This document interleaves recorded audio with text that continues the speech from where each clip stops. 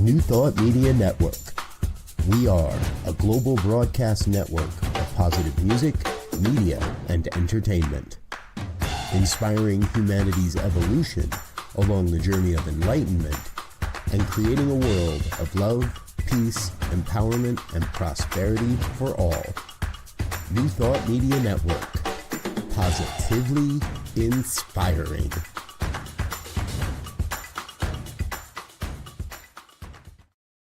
New Thought Media Network proudly presents the Science of Mind Saturday Conversations. Learn more about the Science of Mind philosophy, faith, and way of life.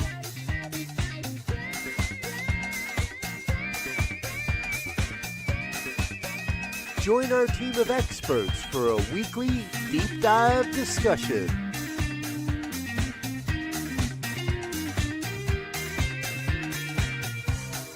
Come study the science of mind, chapter by chapter, and resources from the Science of Mind archives. Plan to join us every Saturday, 9 a.m. Mountain Time, only on the New Thought Media Network. And good morning, dear ones. Dr. Robert with you here on a Saturday morning. It's July 3rd. No, it's July 4th. Thanks for catching me there. It's July 4th, 2026, and we are halfway through the year, but that also means that we are almost complete with our chapter-by-chapter study of the Science of Mind textbook. So I'm going to fill you in on where we go from here. Thanks for being with us here this morning. So grateful that you're a part of what we're doing here on the New Thought Media Network. So thankful that you can be with us today. Feel free to shout out in the chat box, leave a question, ask a comment, or leave a comment, ask a question. Either way, let us know you're out there, and as we can, we'll interact and correspond with you. So, all right, and big shout out before we get started here this morning. A big shout out and a big thank you to Reverend Victoria Bomberry for her presentation last week on the chapter on immortality. If you haven't had a chance to take a look at that, I highly suggest you check that out. All past episodes of this program are in our archive. And you know, this is the fourth year, I think it is, the fourth or the fifth year that we've actually been doing this program where we go week by week, chapter by chapter with the book. So thank you to all of our current presenters, those that are participating this year, those that have participated in the past, and those that are participating every year. We got a few that stick around every year. So thank you to everyone that's been a part of making this program what it is. Lots of videos in the playlist for this. So you can catch, actually now, you can kind of compare multiple people's perceptions and perspectives and presentations on each chapter, which I think is even cool because we don't often repeat chapters from person to person, year to year. All right, if this is your first time with us, welcome aboard, get ready. We never really know what's going to happen here. And our topic today is the general summary, as it's called. Now, this is chapter 24 in the book. You'll see that it goes from pages 390 to 423. There is no way we're going to get through 33 pages of this book if we do like I normally do, paragraph by paragraph, and dig into it deeply. So this is week 1 of 3. And what we normally do at the end of the year here is break this up into 3 weeks and give 3 different people an opportunity to share with you their overview or their teaching or a lesson based on these 30 plus pages here in the general summary. And today you get me. So, and I'm We haven't had anybody in our team sign up for next week yet, so I'm not sure who will be with us next week, but somebody will be with us. I promise you that. So, normally, what I like to do in this program is go through each paragraph and really dig deep and take a deep dive into this. Today, I'm going to do that a bit different and just highlight a few of the things that I think are really important. Because what Holmes is trying to do here is take 390 pages of a book, 23 chapters of a book, and condense it into 30 pages. And in typical Holmes fashion, he even begins to repeat himself in some places amongst those 30 pages. So I'm not going to try to go through all 30 pages of this with you in the next 45 minutes or so. I'm going to drop into some different pieces and some different parts and invite you to follow along. So if you have a copy of the Science Mind textbook with you, follow along. If not, you'll kind of catch along. I trust. So, all right, getting started here. I do want to start by reading just a little bit of the early paragraphs. And also, I do like to remind people that I do my best. Hey, that probably is going to do better. I do my best to shift the language in the book and bring the languaging into a more contemporary use of especially pronouns, and get rid of the genderization, is that a word, of all this, and get into a more gender neutral type of language. So I do my best to kind of skip around a little bit, and if I slip into the male predominant patriarchal pronoun usage, my apologies, but I try to make it as best as I can.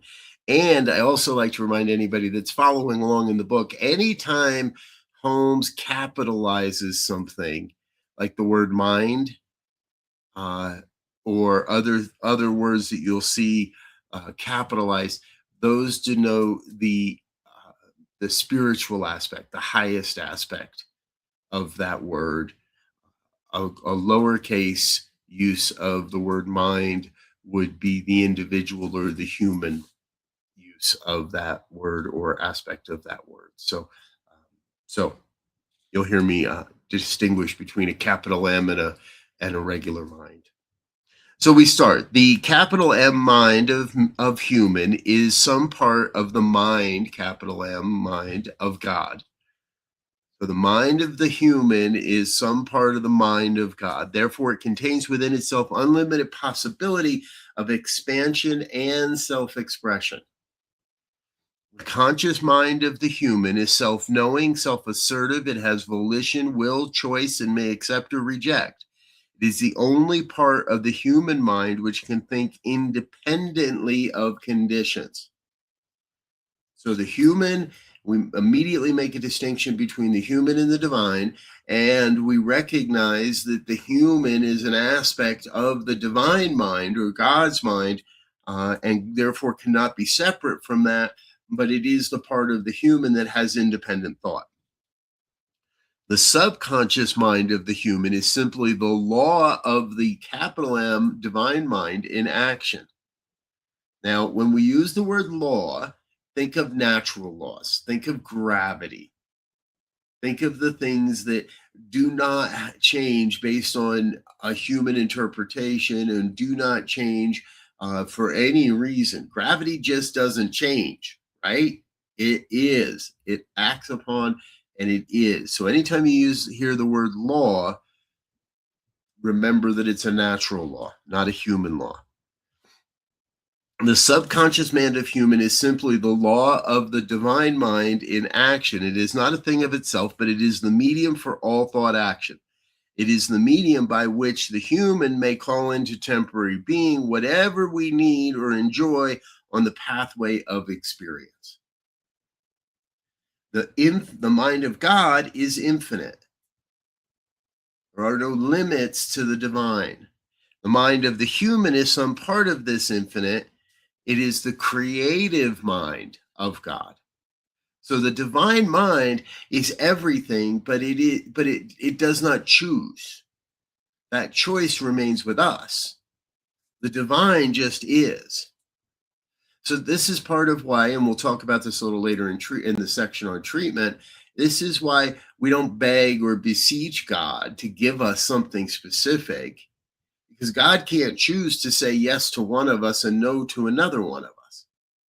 The mind of the divine, the mind of God, is infinite. It is everything, and it gives to all. Therefore, the mind of the human is as infinite as is the human's capacity to understand our true relationship to God or Spirit. The mind of the one is continuously unfolding into a greater expression of its real plan in the creative order of the universe. Now, Holmes is going to continue on for a number of pages here, helping us to understand the various aspects of the human mind in comparison to the divine mind.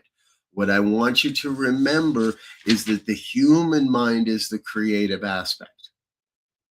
And we impress the divine mind with what we desire, what we want, what we need, what is necessary for the fulfillment of our human mission on this planet.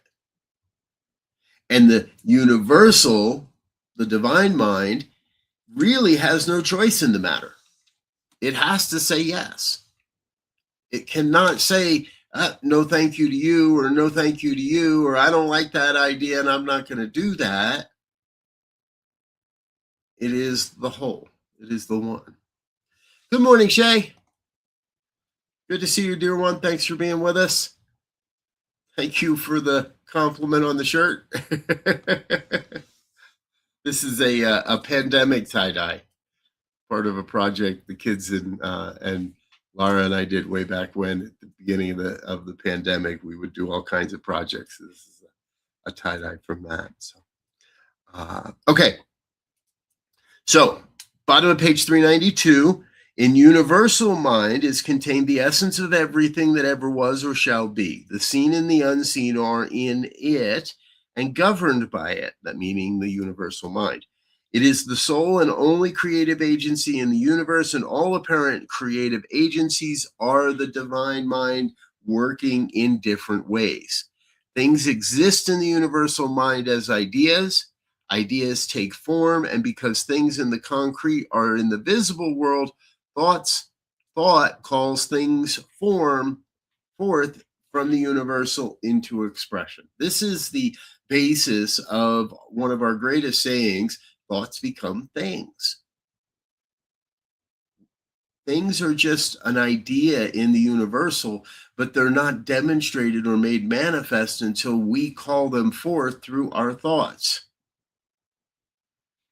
The correct understanding that capital M mind is its unformed state can be called forth individual use is the key to all proper mental and spiritual work from a practical viewpoint.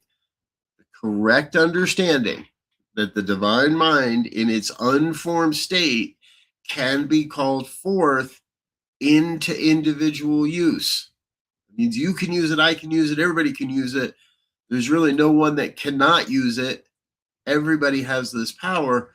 We just have to live in right relationship with it and bring it forth. At the bottom of 393, no form is permanent. All forms return into the formless. The formless is eternal. All form is temporary. There is an eternal play of capital life upon itself. This is necessary that the divine mind may be expressed. The human is an expression of original mind and can call temporary forms into being if we will. Indeed, we cannot stop doing this, and thereby hangs the tale of good and evil. We can't turn it off. You can't stop creating. Now, I've often said that you can pretend you don't understand this. But once you understand how the science of mind works, you will know that it's always working. and that you are the creative mind that is not making it work, but working it. Excuse me. The universal law is what makes it work. We're the ones that are working it. It works if you work it. Thank you, Dr. Johnny Coleman.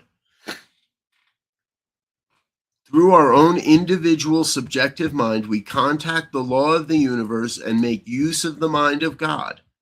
Our conscious mind is limited, but the subjective part of us, being universal, is without limit.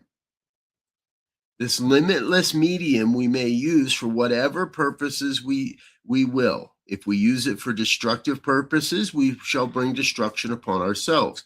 The universe is foolproof, but there is no there is no liability in using our creative power if we use it constructively.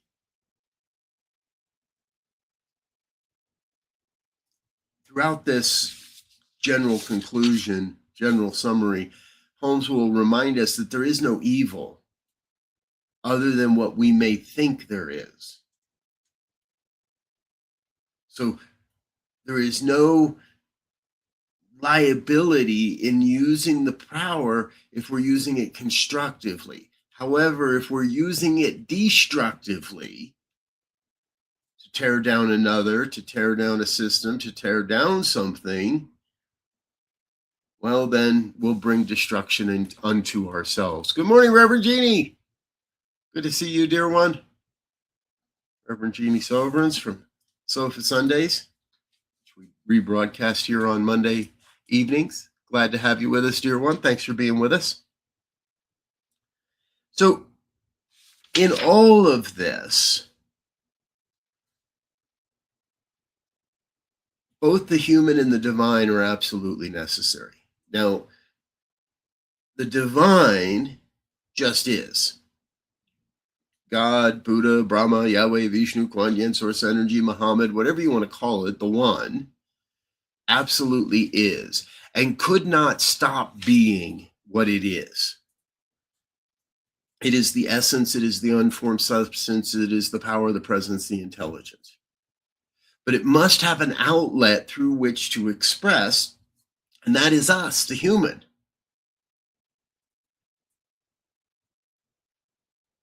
On page 396, Holmes writes, and this is the third paragraph, mind as law is helpless without direction. It has nowhere to go and nothing to do of itself. Remember, the universal does not make a choice here. The universal does not say, oh, I want to have vanilla ice cream today. The universal does not say, oh, I want to cause an earthquake today. No. The law of mind is helpless without direction. It has nowhere to go and nothing to do of itself. It must be directed or it will do nothing of permanent worth for the human. It means we get to determine what is of permanent worth, and we can direct this power, this presence, this infinite intelligence into what we want, what's going to help, what's going to serve, what's going to support. And again, we can direct this power towards destructive use. Just look at what's happening in Washington, D.C. right now. Or we can direct this power to creative, positive use. And I think you're going to find, if you look closely, you'll find infinitely more use, people and organizations and communities organized around a creative, positive use of this law than you will around the destructive use of it. Because remember, what we sow, we shall reap. And if we're using this destructively, then that destruction comes back to us in some way, shape, or form. So all of this is to say that we have this power, we must use it. It is our birthright and our nature to use it, and we have free will and choice on how we use it. So in that, what happens is some humans don't know this, never were taught this, or taught this and kind of forgot it, or taught it and didn't believe it. And that's where we come to illness or sickness or the need for a quote healing. And in the science of mind, New Thought, religious science, New Thought, unity, divine science, all the various forms of New Thought, we have developed what we call practitioners. Now, practitioners are simply people that have studied this enough and made a personal dedication to support others in coming to recognize this. And primary the primary tool we have is what we also know as treatment, or sometimes called prayer, also known as affirmative prayer or a positive prayer. A good friend of mine calls it a practical prayer. The quote technical term that was developed is treatment, a spiritual mind treatment. We're using this spiritual truth to provide a treatment to our mind, to remind ourselves. And on page 399, Holmes starts to help us to see how we do that. And he writes in the third paragraph on 399, we should be careful to distinguish daydreaming and wistful wishing from really dynamic and creative treatment. When we treat, we do not wish. We know, and he uses all capital letters for a little emphasis there. We do not dream, we state, again in all caps. We do not hope, we accept. We do not pray. Interesting to have Holmes say that, right? And he uses prayer in that begging and beseeching concept. We do not pray, we announce. We do not expect something to happen. We believe that it has already happened. Wow. Now, to me, that was always a major responsibility. That if I was going to call myself a practitioner of this philosophy, I'm not here to wish or to dream or to hope or to pray or to expect something to happen in the future. I'm here to know that it is true, to state that it is true, to accept that it is true, and to believe that it is already so. And that's why in so many great prayers or treatments, we end with the phrase, and so it is. And so this word already is. He continues, we should think clearly and allow the image of our thoughts to sink into a subjective state. We do not crowd them down. We let them sink into this inner receptivity with power and with conviction. Our individual subjective mind is our place in the universal creative law and immediately connects us with limitless power and energy. There is a vast difference. Listen to this, bottom of page 399. There is a vast difference between, quote, holding thoughts and holding things in thought. One is an attempt at an impossible coercion. Holding thoughts is an attempt at an impossible coercion. Holding things in thought is a mental acceptance. Holding thoughts as though we were forcing issues does no good and utilizes but a fraction of the creative power at our disposal. To hold in thought as though we were letting something happen is to use the greater power, the greatest power of all. That's why you'll hear so many new thoughters just, when somebody says, my thoughts and prayers are with you, or I'm holding prayers, or I'm holding thoughts for you. No. Hold the healing in your thoughts. Don't just hold thoughts that maybe someday you might just somehow, if all the stars align and I do enough Hail Marys and say the right prayers, that you could be healed. No. To hold thought as though we were letting something happen is to use the greater power. It is our, yes, Jeannie, it is our responsibility to know and accept the truth, not wish for it.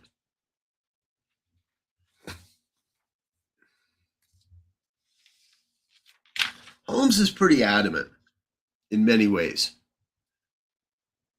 And I've often said that this philosophy can be easy to learn, but it's not always easy to practice. Because there are far more people out there that would rather take the easy road than stand in the absolute truth of a subject, of an individual, of a healing. On page 401 at the very bottom, he talks about this a little bit. If at times we doubt our ability to use the law, we should again remind ourselves that it is not I, meaning the human, but the Spirit of the Father in me that doeth the work. It is my belief in the divine that does the work, not me, but my belief in the divine, the Spirit of the Father in me who doeth the work. This will straighten our thought and place us again on the road of faith and understanding. And then all in capital letters. All of this is in big, huge capital letters going from page 401 to 402, which means Holmes really wants to hammer this home. We must believe. We must learn how to believe. We should treat ourselves until we do believe. Pray. Use spiritual mind treatment. We must treat ourselves until we believe. No one ever started at the top. Let us be happy to begin right where we are and then grow. Now, Holmes goes in from here to an exploration and explanation of things like lack and poverty, limitation, and he does that for a few pages.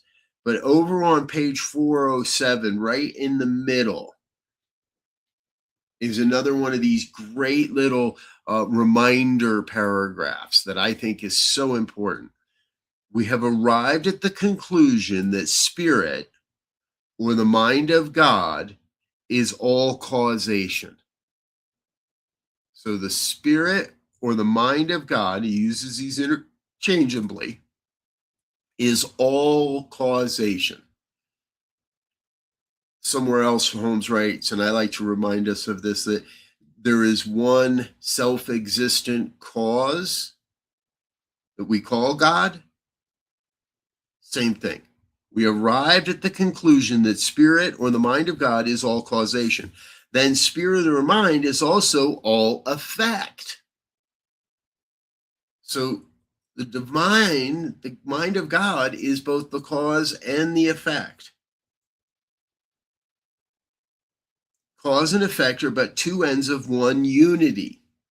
The physical end is visible, the spiritual is invisible, but may be inwardly perceived and outwardly expressed. So God is both the cause and the effect, and we are the avenue through which the physical, the effect, is created and takes form. And if it wasn't you, it'd be somebody else, because God must have an outlet.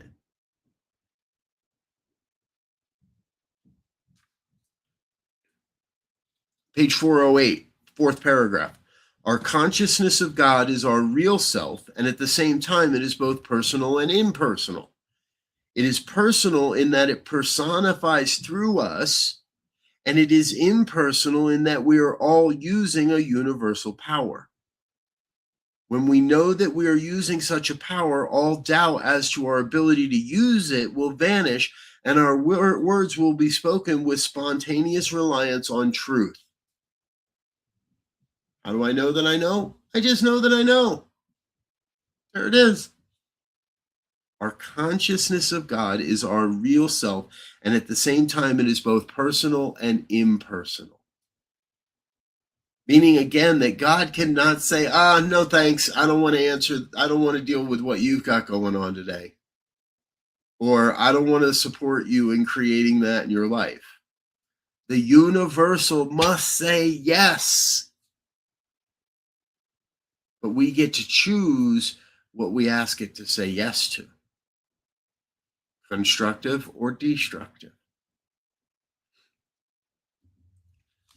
Page 409. The practitioner works within their own mind until they are mentally satisfied, until the whole reaction in our thought causes us to understand that our patient is now healed, whether that is ourselves or someone else.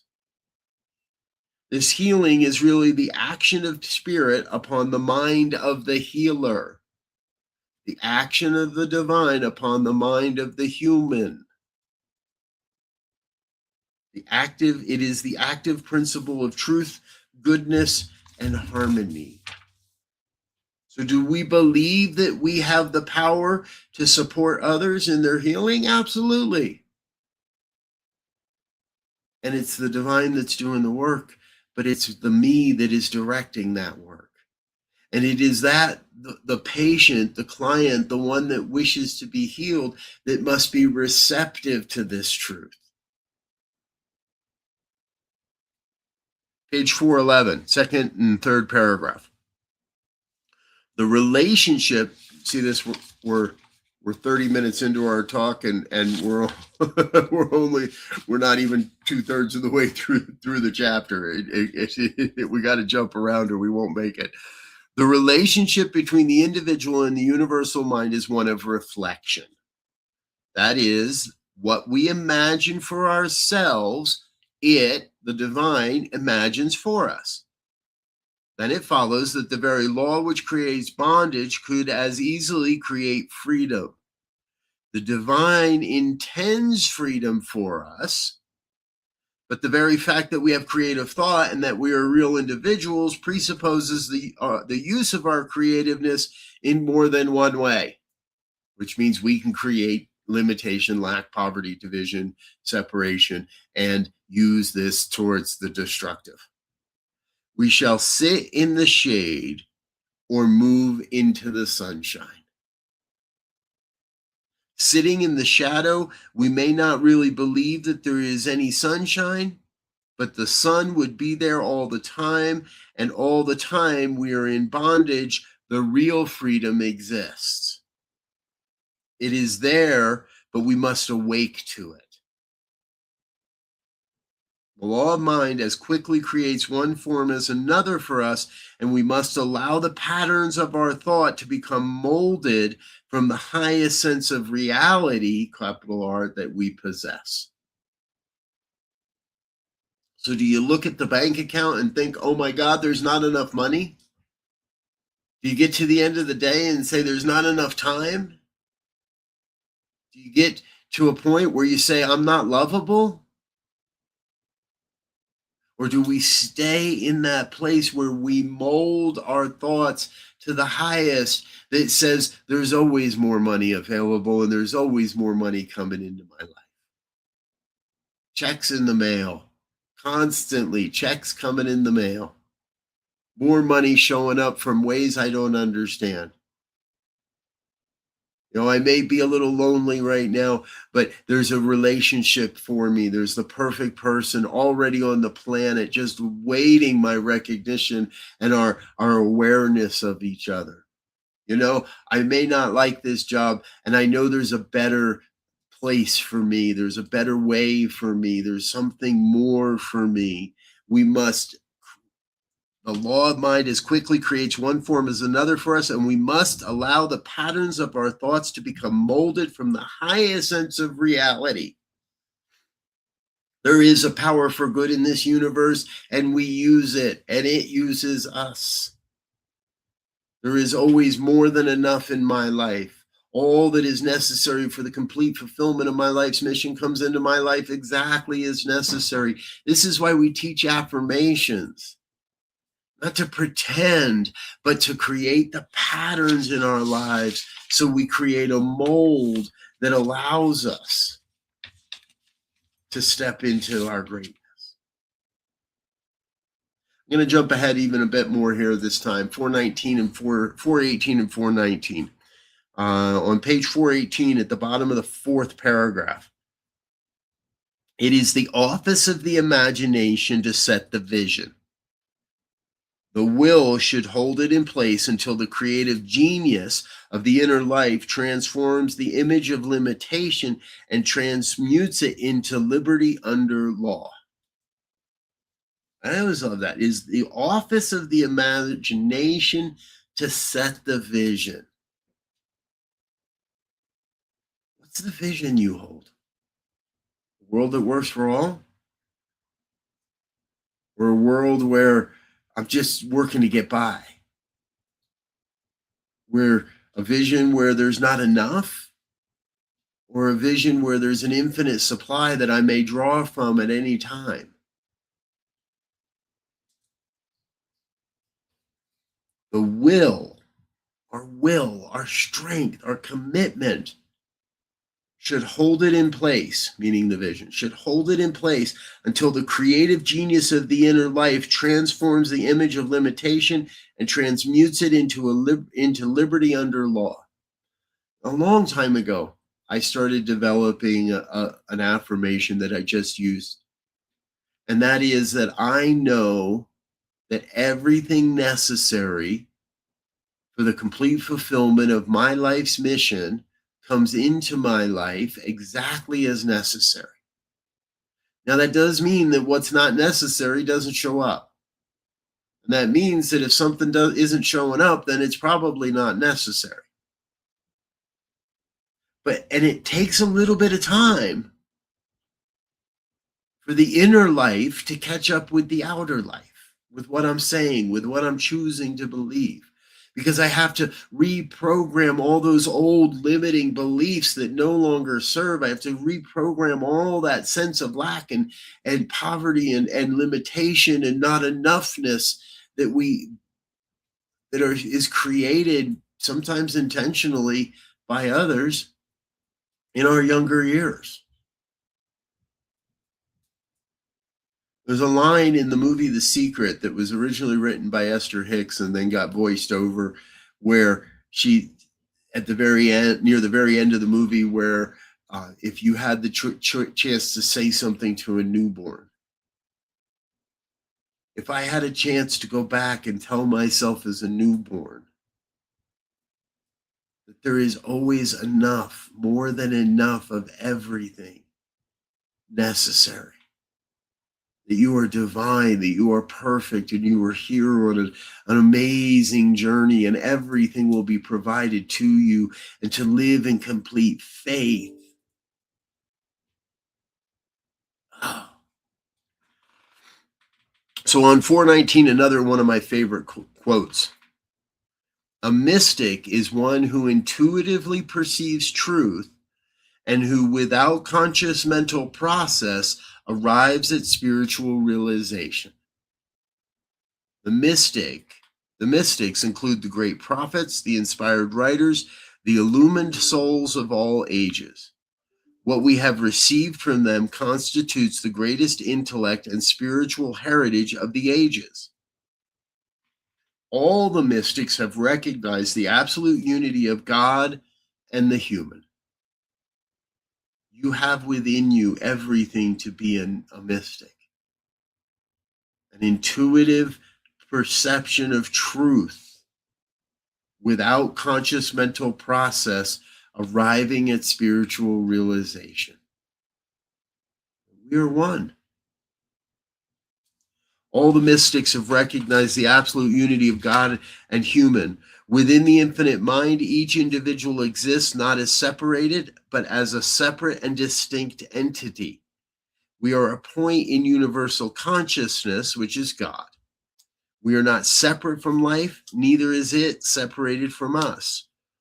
But we are separate entities in it, in this thing called life, individualized centers of God's consciousness, of God consciousness. How amazing is that? In 420, as I promised, one of the most illuminating truths which mysticism has revealed is that there is no ultimate reality to evil. No devil, no damnation outside of one's state of thought, no punishment outside of that self-inflicted thought ignorance, and no salvation outside of conscious cooperation with the infinite. Consequently, they have taught that the answer to every problem is in our in our own consciousness.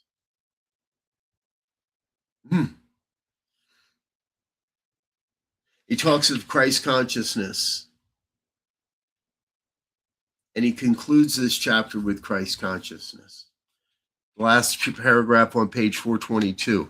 The mystical conception of Christ is an idea of the universality of sonship, embodied in an individual who recognizes this sonship, S-O-N ship. The mystical, I want to change that to something non-gender, but the mystical conception of Christ is an idea of the universality of oneness, embodied in any individual who recognizes their oneness. We comprehend the infinite only to the degree that it expresses itself through us, becoming to us that which we believe it to be. We cannot come unto the Father which art in heaven except through our own spiritual nature. As the human gives way to the divine in a person, that person becomes the Christ.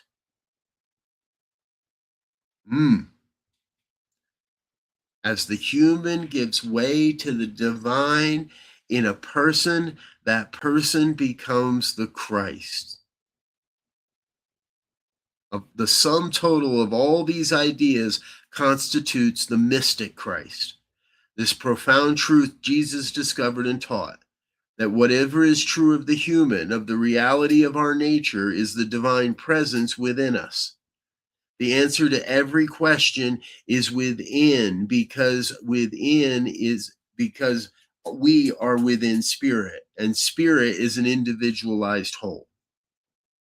Jesus stands alone as a man who knew himself and realized his relationship to the perfect whole. As the external Jesus gave way to the divine, the human took on the Christ spirit and became the voice of God to humanity.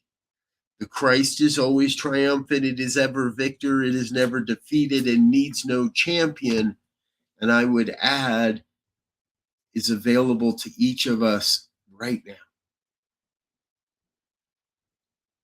So Holmes's final conclusion.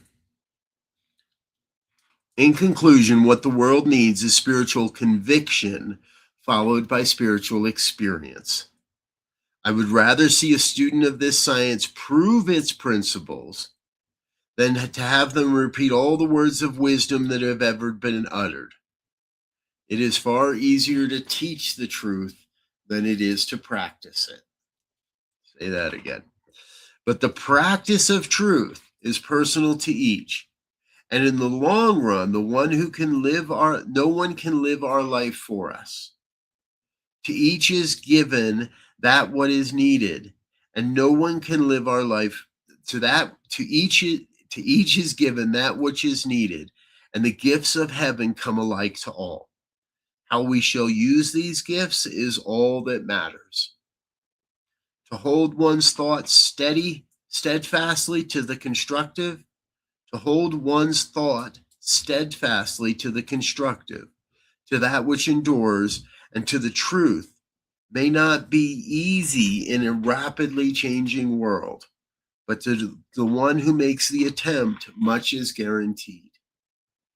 The essence of spiritual mind healing and of all true religious philosophy is an inner realization of the presence of perfection within and around about.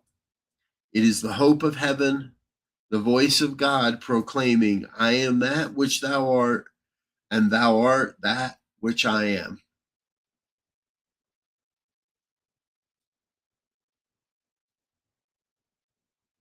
The practice of truth is personal to each.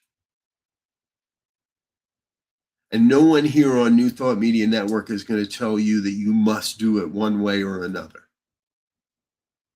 What we are going to tell you, all of the shows that we produce, all the various hosts that we have, the people that speak on this program, the people that have their own programs, the various centers that we broadcast on Sundays and rebroadcast throughout the week, are all going to tell you that the practice of truth is personal. But we must practice it, people.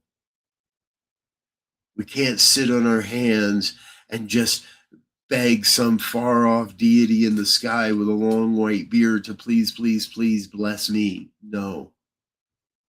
We have to practice this. That means using spiritual mind treatment. Call it prayer, call it whatever you want to call it, but use it, practice it. And if you need help with that, we have all kinds of people that are willing to support you and help you with that. That's what this Saturday morning program is designed to do. It's here to help us remember to go over that which we've studied before and again, or perhaps for the first time. The New Thought Ministry of Prayer is here every day, 8:15 a.m. and 8:15 p.m. Mountain Time, live on New Thought Media Network, broadcasting spiritual mind treatments. You can head to our website, ntmedia.org, to learn more about the network, or just go to the prayer page and submit a request for prayer, or submit a request to connect with one of our professional prayer practitioners. There are countless opportunities, there are countless ways for you to practice. And all you got to do is say, yes, I want to practice. And this is how I practice. Meditation, treatment, walk a labyrinth, use the visioning, show up to a show. I have long held that the only thing in our life that we ought to be religious about is our own spiritual practice. Maybe that's writing in a journal. I think this entire book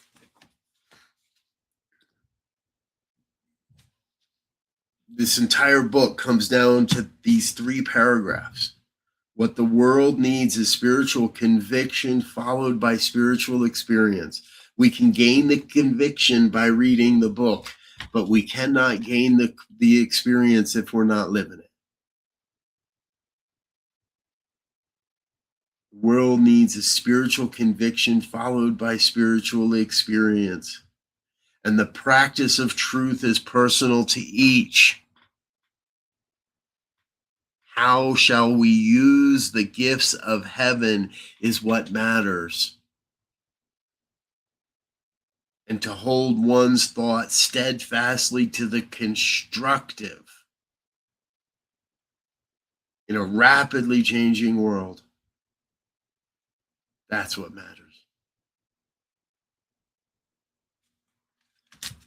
I'm Dr. Robert. Thank you for being with us. I invite you to come back again next week, where someone else will give you what I trust, similar and yet unique perspective on this chapter. Because the truth is here. And the truth doesn't change. How we share it does. Good morning, Ashley. Thank you for your gratitude. I'm grateful you're here. Please like, share, subscribe. Let your friends and family know what we're doing here. Jay Bird, thank you. If you have it in you and you have a little extra this week financially, please consider making a donation. You can head over to the website, ntmedia.org. You'll find a donate button over there, or just ntmedia.org/donate, and drop something in the kitty. Let us know that you're interested, that you'd like to see more of this type of programming. And a simple like or share, especially on YouTube, goes a long way, telling the algorithm that we want more of this programming out into the world. There's a powerful, powerful team of people here at New Thought Media Network, and more showing up all the time. Got another newer minister joining the team next week. We're in the final stages of figuring out what that looks like. More and more people joining, listening to our broadcasts, reading our Substack. Great Substack. If you're on Substack, look up New Thought Media Network on Substack. So, and if you'd like to be a part of what we're doing, if you'd like to join in and share a talk or create a program or write an article or help program our radio station. Did you know we have a radio station? ntmedia.org, 24/7 positive tunes for an inspired life. Great way to tune in anywhere you are, where you have a device and an internet connection. Join us in all of it. Leandra, thank you. Thank you for being with us. All right, I am going to get out of here. I invite you to go make your 4th of July an incredible experience. If you're watching this later at a later time, I trust you already have. But if you're watching live, I trust that you'll have a great 4th of July. Please be safe. Be careful if you play with fireworks. I live in Colorado. The whole state just moved into a stage 2 fire ban yesterday, so we're not going to be doing fireworks this year. But go catch a drone show and celebrate, practice, be the one. I'm going to get out of here for now. Again, I want to thank you so much for being with us. Thank you for being a part of what we're doing. And until next time, I wish you peace and absolute richest blessings. Bye now.